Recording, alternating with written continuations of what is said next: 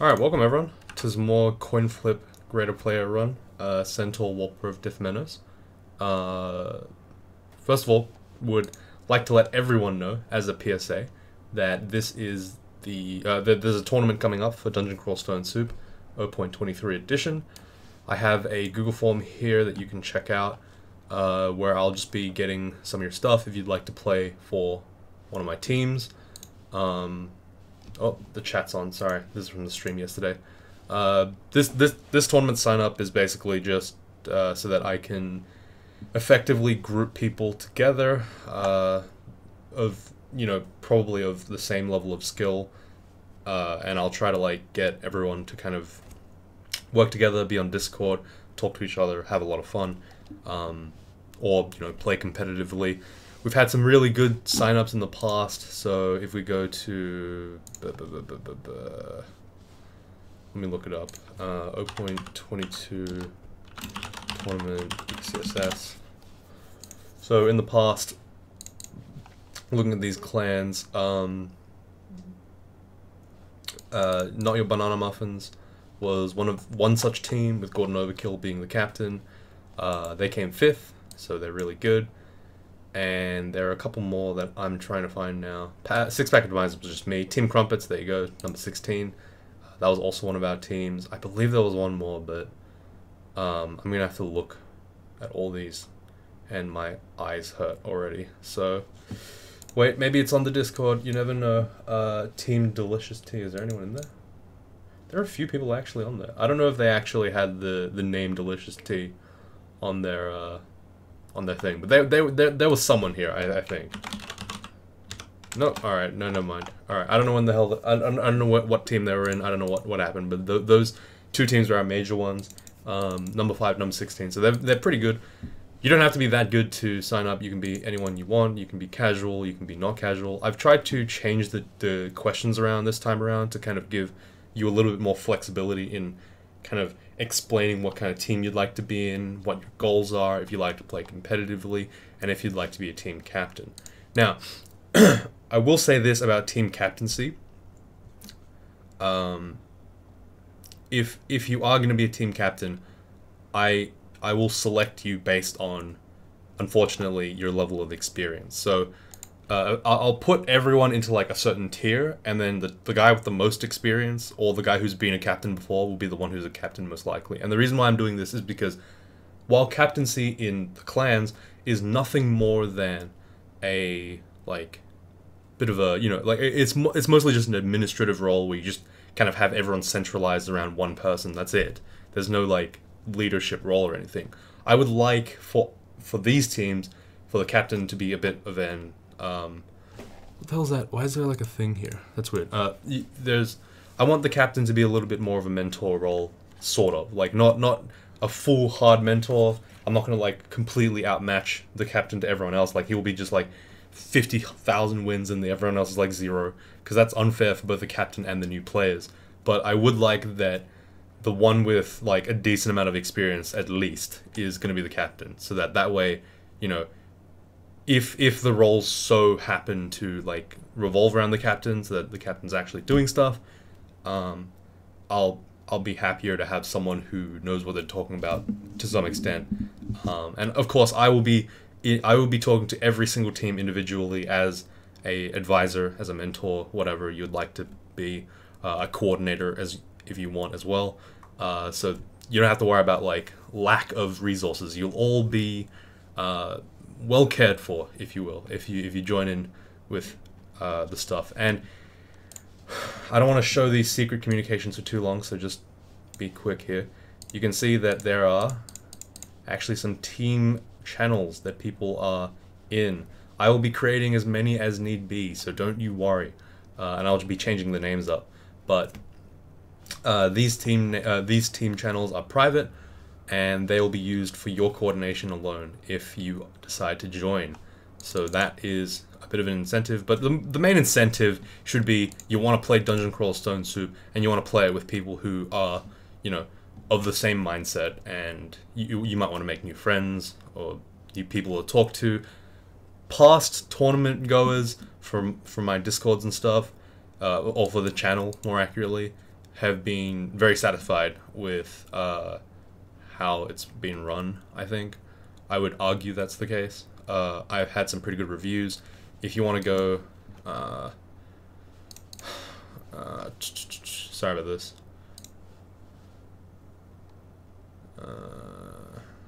Playlists.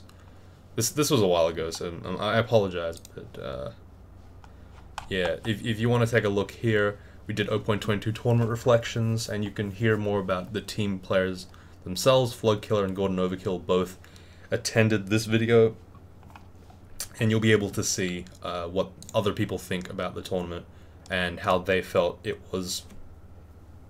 It was helpful for them to improve. So check out the link. It'll be in the description.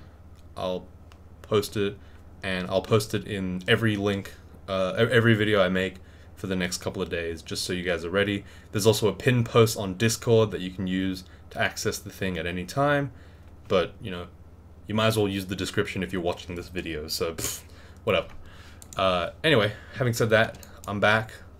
Yesterday I did B-Crawl, which was a pretty fun run. If you haven't checked out Fedass in that one, well, it's too late now, because after I picked Fedass, they nerfed it. B-Horse nerfed it, because he was like, oh yeah, that's way too broken, sorry. GG's. But hey, that's fine.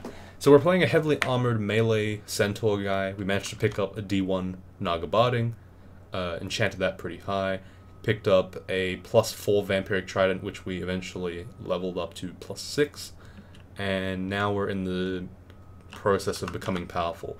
Now, a couple of you guys, a lot of you guys were actually very supportive of me picking more standard powerful gods, which I'm very happy for. Thank you very much, because I wasn't A, I wasn't really expecting that, and B, it means that I actually can play this like actually properly, because you know, as much as it sounds like an excuse, I was definitely forcing myself to pick more weird combos that other people could. What the fuck is this? Whoa. Oh, they added translucent doors to the game. That's cool. I thought that was just on the fork that I played yesterday, but apparently not. Cool.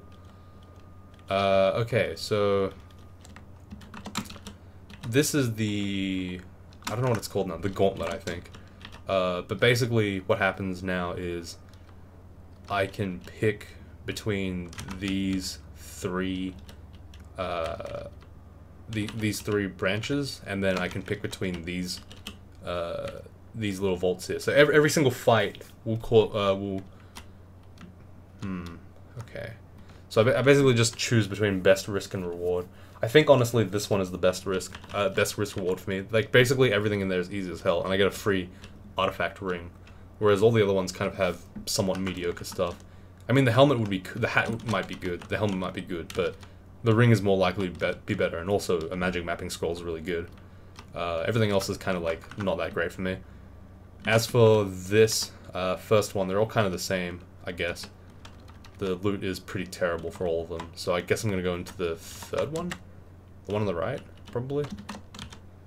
Oh, can I not go on the one on the right? Oh, I guess I have to go into the middle, and then to the right, and then to... What the hell?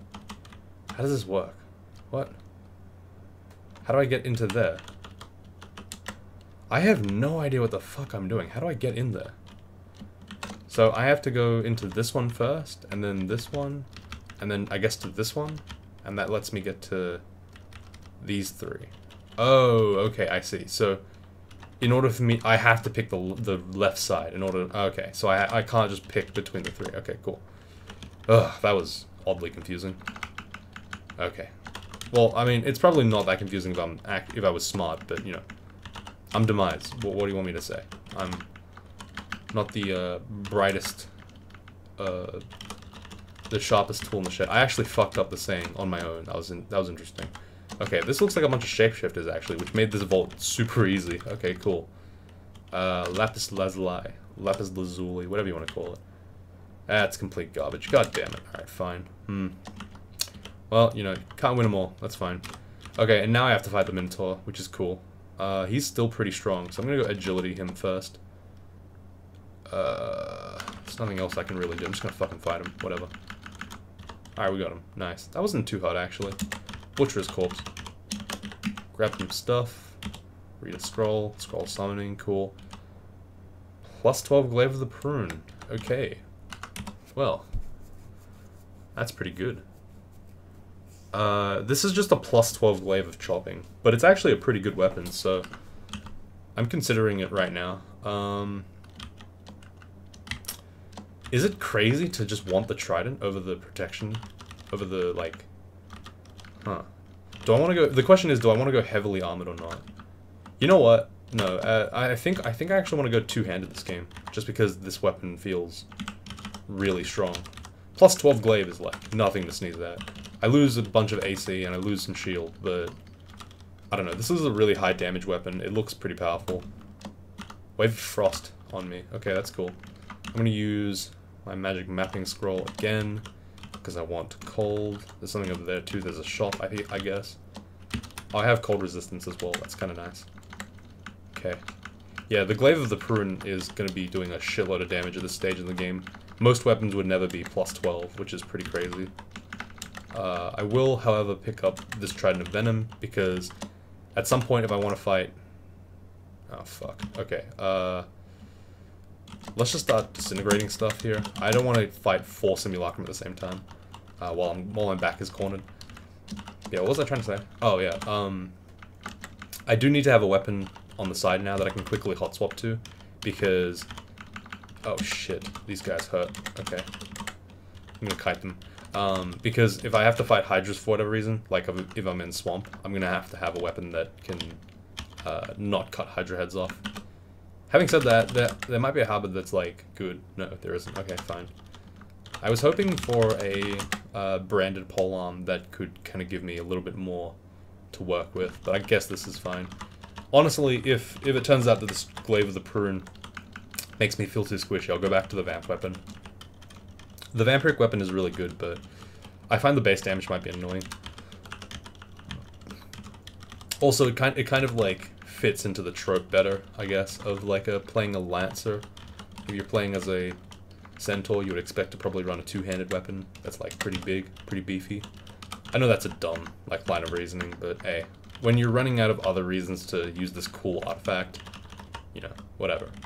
This is probably one of the artifacts that probably should get remade. It's a very boring artifact. It doesn't really have anything cool going for it. So, you know, I'm hoping at some point they change it, they make it a little bit better. Got a +1 Cloak of Cold Resistance. That's a pretty nice thing to have, I guess. This is, I'm pretty sure this particular vault just gives me, like, two rings of... Sorry, no, two manuals of ice magic, which is really irrelevant for me. But that's okay. Ring of ice, I don't want that. At some point I accidentally put the ring of the amulet of acrobat on. I'm gonna take that off. Yuck. Ah, okay, there we go. Yeah, so... Oh no, this isn't the one with 2 manuals. I guess they must have removed those. There's just 2 books now. Well, that's weird.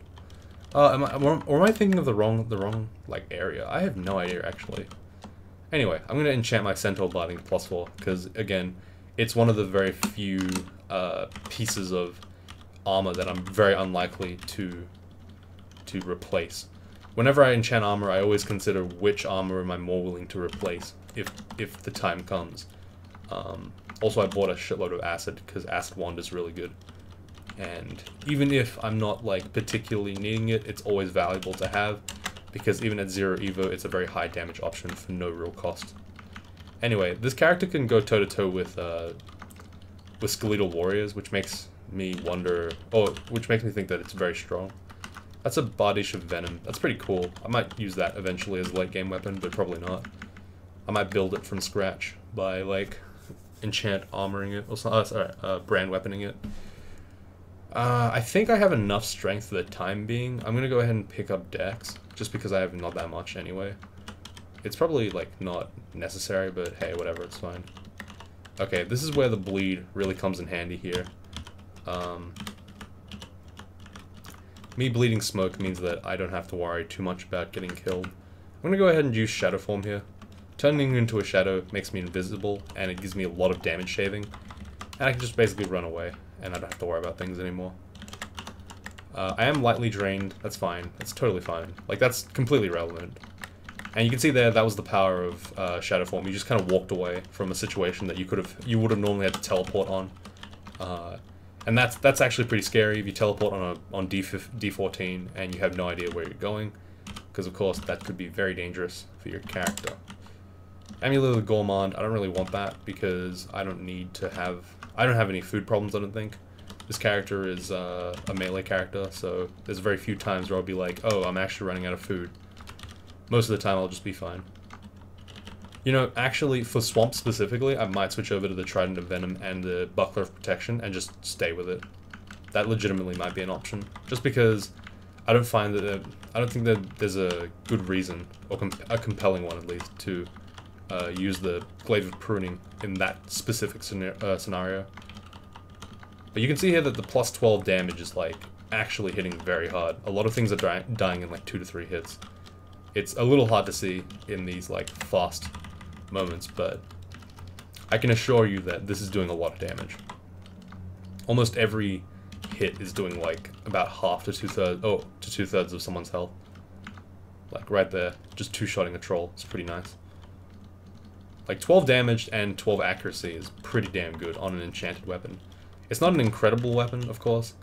Like there's no like special crazy thing that makes it good, but that's also one of its charms. Glaive of the Prune just looks cool, and it also fucking does a buttload of damage, which is nice. I'm hesitant to say that it's like an amazing artifact, but it's definitely at least like a 6 out of 10, or a 7 out of 10. Chopping is also just a nice brand in general, just a very large damage Vorpal weapon. This could honestly be the late game weapon that I use this could be the weapon I use for the whole game. Oh wait, whoops, that was a rune door. Randy Max of Ghost is a Journeyman Deep Elf Fire Elementalist of Vehemit. Okay, so if I get right next to you, you're going to be completely destroyed, yeah. That was cool, I guess. I can also check for other ghosts if I want to. Like in Lair 6, there's a bunch of excluded doors. I assume that's for Snake, though, because it doesn't say that there's a ghost on the screen. It looks like the ghosts have been pretty rare these days. I haven't seen many. At least on this game, I've only seen that one ghost. Ooh, Wand of Digging, awesome. That's pretty rare these days. Another enchant weapon scroll, enchant armor. I guess I can put that in the cold resistance cloak. It's unlikely that I'll find something that much better. Actually, no. The opposite of that is true. If I find a scarf, I'll be happier to not have the extra AC right now, because it means I have to trade more for it. So I guess I'll just leave it, and then later on I'll probably enchant something else. My base armor right now is pretty shitty, so I'm not like incredibly enamored with the idea of keeping it. I'm just kind of like leaving it at +1.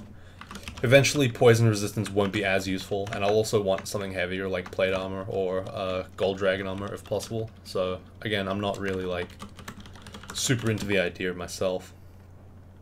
Okay, we're getting there. It's starting to do some pretty hefty damage. I mean, technically Hydras I don't have to worry about on land, because I can just kite them forever, and my high damage means that I can probably just kill them before they kill me. So I'm actually not sure if I even need to have a secondary weapon. I'm going to throw acid here at the Ogre Wizard. Ogre Wizard. These are all 10-speed enemies technically, so even though I'm at lowish HP, I'm invulnerable to them, so I can just walk away from them and kite them to death. This is obviously the reason why you pick Centaur with a polearm if you don't go bows for whatever reason. Because it's pretty disgusting. It's actually quite gross. And, you know, it's nice to see this kind of thing happen. Okay, getting a teensy bit of lag, actually. Not cool. Glaive of Freezing. Okay, cool. I'm really, like, praying that I get a flaming weapon, because that's the dream, that you get a flaming halberd or something, and then you don't have to switch between one-handed and two-handed all the time, because there are no two-handed cutting options for polearms. Oh, sorry, one-handed. There are no two-handed piercing options, so you can't get like a two-handed trident. You can only get two-handed cutting weapons, which will instantly cut off Hydra heads and make them stronger. Again, I'm not really like sure if I care that much about that, because this character might be strong enough to just kind of tank Hydras, but it's always nicer, if possible, to get, you know, why bother with a Hydra when you can just kill it without having any fuss at all? right? Like, that's usually why you switch weapons for Hydras. Because I have actually been killed by, like, 20-something headed Hydras before. Or not killed, but, you know, definitely lost a shitload of consumables. That seems like a waste for me. I can just switch to a slightly worse weapon, and then I'll kill it with no problems. It's interesting how much the Hydra affects my decision-making in the early game. Maybe it shouldn't do that much, but whatever. Okay, nothing really here. I guess the warp mace would be cool. I do have... oh no, I have axes. Never mind. Yeah, there's nothing here for me. That's fine. There's an Etten. A fearsome enemy. Except he never gets to touch me, because, I'm too fast for him. 10-speed enemies are not a threat. It's very nice. Like, Centaur is interestingly, like, is balanced completely around their movement speed. I like that. But, so, like, there are certain enemies in the game that are just, like, complete non-threats that every other character would be like, ooh, I have to actually engage with this. No, as a Centaur, I can just walk away, and you never touch me, ever. Okay, this glaive of pruning is actually doing significant work. I am noticing it quite a lot. The damage is very understated. I like this. Okay, there should be an Orc Warlord somewhere down there, or Saint Roka. Yeah, there's Saint Roka today. Okay, fine. Got a little unlucky. I think Saint Roka is stronger than an Orc Warlord, obviously. Let me grab an enslavement guy, have him do some damage to Saint Roka, run away. Okay, that sucked. Saint Roka is now ready to fight me. That's fine though. We'll go invisible here and just kind of might up to kill him. Probably unnecessary. I probably should have agi'd instead. I only have one might and now I used it all. That was really unnecessary, actually. Saint Roka is one of those enemies that are completely trivial optimized by invisibility. So if you have invis, just feel free to use it, you know what I mean? It really works against them. Quicksilver Dragon Armor, not really. Not super interested in that idea. Rune Spear, nothing. Okay, well this was a very lackluster Orc 2. I got almost nothing from this, other than gold. I have 1,400 gold from that. Okay, cool. I'm gonna go into the swamp. I'm gonna just test out if I'm strong enough to fight any of these guys. The answer looks like a hard no right now, to be honest. Jeez, that was painful. Okay. I'm gonna try to fight a Hydra in a, with this glaive of pruning. If it's too much for me, then I'm gonna go over to... I'm gonna switch over to my vamp weapon again. Under the impression... oh god. That's right, in the mainline crawl, malmutators can still mutate me fully. In a B crawl, they can only temporarily do that, which is kind of nice, but at the same time... oh, fuck. Ah, shit. Okay, well, I didn't get mutated, thankfully. That's good. Francis! Come on. Hey. Over here. Hey. There we go. Let me kill you now, when you're outside. There you go. Man, he was being a real baller. For someone who died, like, that quickly, he was being a real pain. Summoning malmutators 2 times. Alright, here we go. 6-headed Hydra. Oh, that took out a beefy chunk of my HP. Okay. That's too much, I think. I think that's unacceptable. Okay, let's switch over to the Trident of Venom here. And just kite this guy to death, I guess. Like, I think if they're not 50-headed Hydras, I can deal with them, but that was actually pretty scary, sort of. So, I do not want to deal with that. I do not want to deal with that. I might... I'm really tempted to switch over to the Trident of Vamp now. But the thing is, this Glaive of Pruning is so good. It just kills everything. Like, it really just kills a lot of things. It feels very good to use. I haven't actually... I think, like, my favorite glaive, though, is Glaive of the God, which is, like, electricity plus 5 AC or something. It's really quite ridiculous how cool that one feels to use. Oh, gosh. Okay, I'm taking a cheeky amount of damage. It's fine, though. Let's kill this crab. It'll all be over.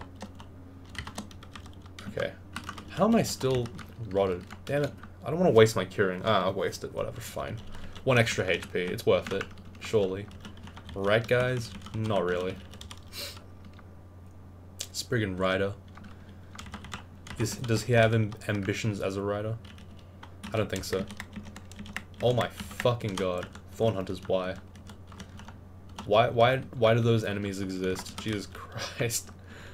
Oh, man. Okay. Fair enough, fair enough. I actually feel like I should train my polearms a little bit more. I'm gonna turn dodging off for now, just so I get a little bit more polearms experience. I can't believe I'm still not level 20 with that shit yet. I mean, yes, I have -1, but I've been putting a decent amount of XP into it. I would have expected it to be a little bit higher than 16, considering I started off at 14 at the beginning of this video, which was, what, 6 floors ago? Something like that. It's a decent chunk of EXP, I don't know. Maybe I'm just expecting too much, but that's how I see it. Okay, let's pull this shambling mangrove upstairs. It's a little too scary for me, a little too spooky. Okay, so one of the main problems with Swamp is that a lot of my Centaur, like, advantages of speed are negated by the fact that there's water everywhere, and everyone is really fast in the water. So I have to be pretty mindful that a lot of my advantages are completely irrelevant here, in a lot of situations. Which means a couple of things. First of all, I'm going to stick mostly to land if I can, and secondly, if there's an enemy in the water, I'm going to try to drag him out. If you stick to those basic rules, most of Swamp is pretty handleable. Thorn Hunters are the main things that give you problems, I would say. Thorn Hunters, Shambling Mangroves, and Spark Wasps, if you see them, are all pretty scary enemies, but everyone else is kind of whatever. The hookshot worms are really annoying, these swamp worms. They used to be pretty bland, but now they have hookshot, and that makes them super fucking annoying. I don't know how to feel about it. I really don't enjoy them. I don't think they're a very fun thing to fight, but whatever. Like, you can usually handle them. Swamp, like, is still manageable. It's just annoying. I don't know if that's, like, what the devs were going for here, but, yeah. It's not like it adds tedium or anything, it just makes things really frustrating. Just water in general makes things annoying. Yeah, you can see that when I don't cut the Hydra heads off, I am basically too tanky for them to kill. With 30 AC, it's very hard for enemies to actually, like, do like, Hydras, which do multiple hits of not very low, but, like, decently low. Oh, fuck. Come on, Thorn Hunter. Wow. Okay, you're coming to me. Instead of running away, you decide to come towards me. Okay, that's interesting. But even without my ability to, stop time, you know, my stand is still stronger than yours, Mr. Thorn Hunter. And you're not even using your best ability, which is the ability to make walls and shoot stuff at me from behind the walls. That's a real prick move, man. Okay, anyway. I don't want to enchant any more armor. I don't ID anything. I don't know why I have 2 Scroll of Holy Word. That's cool, I guess. Alright. We're in Swamp 4 now, so there's a Rune Vault at some point here. I'm expected to fight them. I don't know where on earth I'm gonna go. Oh my god, that's a lot of stuff. Let's Fear Scroll here.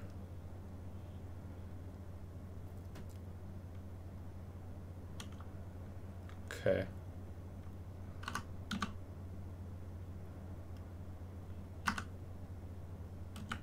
I'm gonna Shadow Step away from that guy. And I guess I'll blink all the way to the staircase, just because it's easy. Okay, so I used Shadow Step for the first time, like, pretty much ever, and it was somewhat mediocre. Damaged me. I don't know why, like, Shadow Step has to have a HP cost too. It already cost me mana and piety. It's like, come on. What are you doing? Why are you doing this to me? Why do you cost 12 HP to use every time? Just makes no fucking sense. Fair enough, though. You can see that it was pretty worthless. It was okay. It got me past that Blink Frog, which is cool, I guess. But other than that, the effect was somewhat mediocre. I had to do it twice anyway. Okay, cool. So the Simulacrum here, which means that I might have to fight Simulacra, which is fine, because I can already do that. Awesome, yeah. This is nice. So in this Rune Vault, I only have to fight, like, Ice Dragons and Simulacra, which are not particularly dangerous for this character. I'm actually kind of okay against them. I have a lot of cold resistance after all. So, and this also means I don't have to fight Hydras, a lot of Hydras, which was a potential issue of mine. There's a lot of good consumables in there. I think I'll go back when I'm stronger, if I remember. So, yeah, you can see here Simulacra are there. The nice thing is that Simulacra from, sorry, Hydra Simulacra, unlike real living Hydras, my edge weapons actually just straight up cut heads off. They do not cause the Hydra to grow new heads. So I'm actually, it's as if I have a weapon of flaming on these Hydras, which is really nice. Also, because, again, I'm fast, these guys have no chance of hitting me. And because I have so much HP, so much damage, and generally speaking, Simulacra are squishy, I am effectively going to kill them in like 1 or 2 hits before they touch me. Okay. I tanked a couple of hits there, that's fine. You can see that I'm pretty much two-shotting everything in here. Simulacra are like glass cannons. I don't know how their stats are particularly made, but yeah, like they'll die in a few hits. It's pretty nice. Okay, come on, let's go. This is a nightmare for speedrunners, by the way, because you have to go through all those auto-excludes. It's really annoying. Okay, now we're in Snake. I'll do 1 floor because I need to go to the toilet soon. Or not to the toilet, but like I need to go brush my teeth. My mouth is really dry. You might be able to hear me like cheekily taking a swig of water sometimes. That's because I really hate. Oh my god. Okay, calm down. Okay, I should know the danger of walking straight into a room full of arc lobs, but you know, apparently I was just not thinking. Let's try this. Holy fuck, that was terrible. Okay, let's try that again. Okay, that was cool. Hey, just walking in. Oh my god, Jesus Christ. That's what happens when you have Arlec. Sorry, Arc Road, but I wanted it. Damn. Damn, that is a ring. Holy crap. Blink is cool, but Arpoise RF MR plus MP plus 9 is fucking ridiculous. That's amazing. And also I can blink at 28% now for free, which is really nice as well. Alright, awesome. Okay, so in Snake, I'm effectively like a speed god. Enemies in here are slow. So, as a differential, I'm fast. So I'm like super fast in here. I'm basically a Spriggan, which is quite nice. The main issues with being in in Swamp, well, fuck me, in Snake. Come on, if I say it enough times, should I talk about Shoals too? Yeah, the thing about Snake is that a lot of things hit pretty hard, especially these like sharpshooters, but you're generally wanting to fight things by pack splitting. A lot of enemies are really high synergy, low, like, individually they're not as powerful. Even the Nagarajas are, while they're pretty strong, they're not like incredibly difficult if you deal with them 1 by 1. So if you're able to like kind of run back, reposition, kill something over here, and then just like kind of kill them all 1 by 1, it's very handleable. Okay, what scrolls could this be? Brand weapon, silence, and vulnerability. Okay, either one I don't really care for, so I'm just gonna drop it. Ring of Attention, Potions of Degeneration. Wow, that's 3 things that I just didn't want in my inventory, apparently. Okay, that's cool. Oh, Nicola. Hey, whoa, shit. Okay. I have a Potion of Resistance just for you, mate. Oh my god, that's scary. Okay. Always a nightmare to fight Nicola.